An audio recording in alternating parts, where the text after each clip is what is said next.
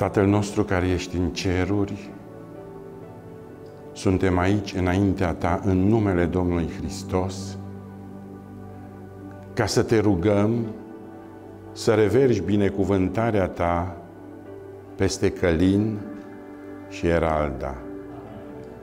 În numele Lui Te rog să-i unești astăzi ca soț și soție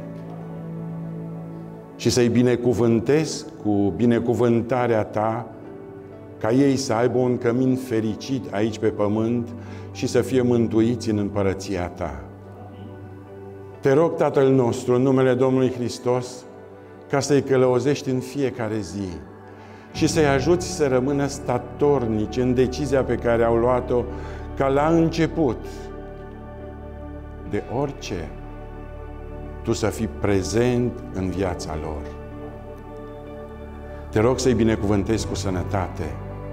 Te rog să-i binecuvântezi cu credință. Te rog să-i binecuvântezi cu putere de muncă. Te rog să-i binecuvântezi cu înțelepciune. Dacă este voia Ta, Părinte bun, te rog să-i binecuvântezi cu copii care să fie sănătoși și să crească pentru slava numelui Tău. Tatăl nostru, ne rugăm pentru părinții lor și pentru toți ceilalți din familiile lor.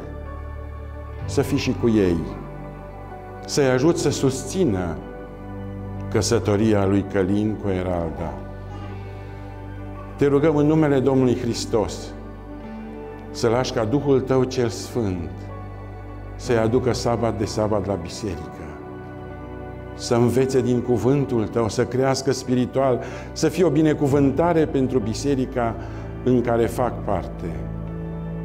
Suntem aici ca să-ți mulțumim pentru că ai unit în căsătorie pe Călin cu Eralda și pentru că binecuvântarea Ta umple viața lor.